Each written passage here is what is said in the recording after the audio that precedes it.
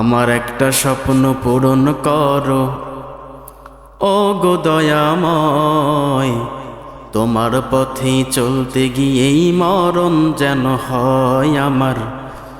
তোমার পথে চলতে গিয়েই মরণ যেন হয়। আমার একটা স্বপ্ন পূরণ করো ও গো দয়াময়, তোমার পথে চলতে গিয়েই মরণ যেন হয় আমার। তোমার পথে চলতে গিয়ে মরণ যেন হয়। আমি অটল যেন থাকতে পারি আল কোরআনের সাথে, ধৈর্য নিয়েই ডাকতে পারি দিন কায়েমের পথে।